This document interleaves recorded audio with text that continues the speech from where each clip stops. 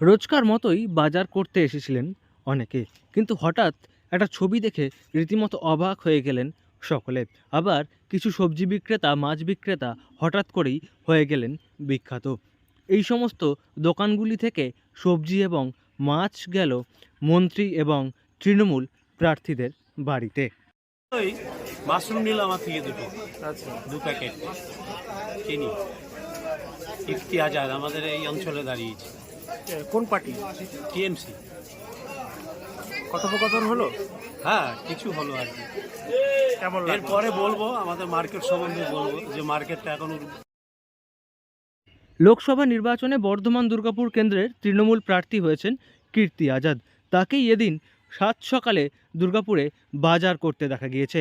সঙ্গে ছিলেন রাজ্যের পঞ্চায়েত মন্ত্রী প্রদীপ মজুমদার এবং জেলা তৃণমূল সভাপতি নরেন্দ্রনাথ চক্রবর্তী। তারা সাইকেলে চড়ে থলি হাতে গিয়েছিলেন বাজারে।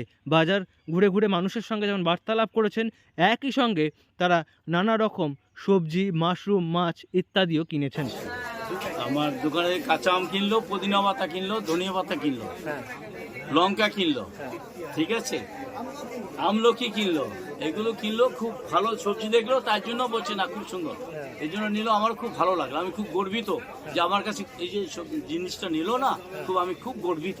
আমি খুব হলাম যে এই লোক আমার কাছে মালও নিচ্ছে। সাত সকালে রাজ্যের অন্যতম গুরুত্বপূর্ণ মন্ত্রী এবং তৃণমূলের তারকা প্রার্থীকে এই ভূমিকায় দেখে মানুষজন নিতান্তই খুশি হয়েছেন, অবাক হয়েছেন। সবজি বিক্রেতারা বলছেন তারা ভীষণভাবে খুশি যে তাদের দোকান থেকে বাজার করা হয়েছে, তাদের কাছ থেকে বেছে বেছে তারা বাজার করে নিয়ে গিয়েছেন, যা দেখে তারা খুশি হয়েছেন।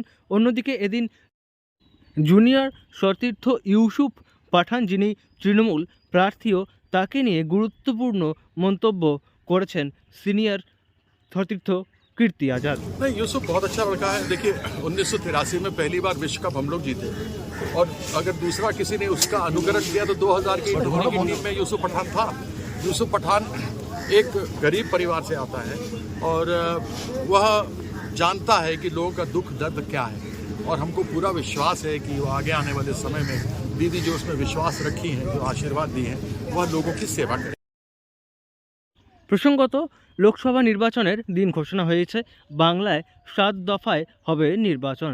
অন্যদিকে রাজনৈতিক দলগুলি নিজেদের মতো করে প্রচার শুরু করে দিয়েছে।